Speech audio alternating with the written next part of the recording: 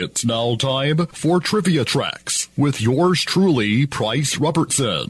This edition of Trivia Tracks is brought to you by ProMed Ambulance Services, care you can count on, and Beth Smith at Edward Jones. Edward Jones, making sense of investing, member SIPC.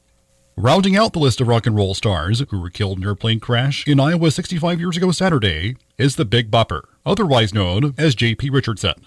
Born in the small town of Sabine Pass, Texas, on October 24, 1930, Giles Perry Richardson Jr. was the oldest son of an oil field worker. The family soon moved to Beaumont, Texas, where J.P. graduated from high school and played football defensive lineman. He was a radio disc jockey while at Lamar College, where he studied pre-law and was a member of the band and chorus. He then worked part-time at Beaumont radio station KTRM, now KZZB, and was hired to work full-time in 1949, quitting college in the process. He soon got married, had a daughter, was drafted into the Army, and after his discharge, returned to KTRM, where he held down the Dishwasher's Serenade midday shift. One of the station sponsors wanted Richardson for a new time slot and suggested an idea for a show. Richardson had seen college students doing a dance called The Bop, and he decided to call himself the Big Bopper. His new radio show went on the air, and he soon became the station's program director. In May 1957, he broke the record for continuous on-air broadcasting by 8 minutes. He performed for a total of 5 days, 2 hours and 8 minutes from a remote setup in the lobby of the Jefferson Theater in downtown Beaumont,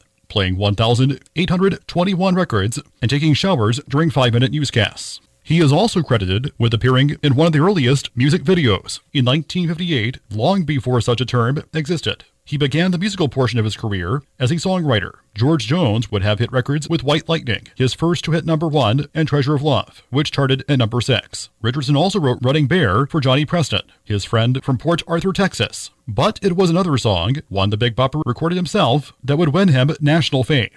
Chantilly Lace spent 22 weeks in the top 40, reaching #6 on the Hot 100. The Big Bopper then scored a second hit, a raucous novelty song titled The Big Bopper's Wedding. The song was originally released as a flip side to The Purple People Eater Meets the Witch Doctor, a takeoff of Sheb Wooley's The Purple People Eater and Ross Bagdasarian's Witch Doctor, the latter written and recorded under the nom de plume David Seville.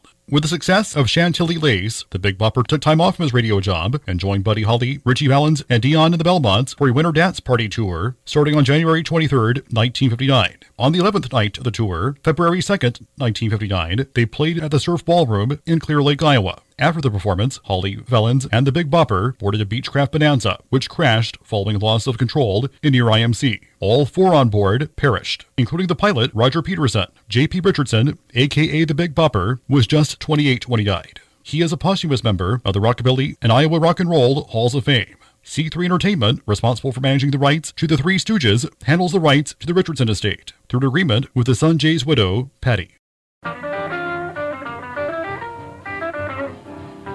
Till next time, I'm Price Robertson. Amazed by today's trivia? Then join me for Trivia Tracks weekdays at 6:45 on Everybody's Country Y95.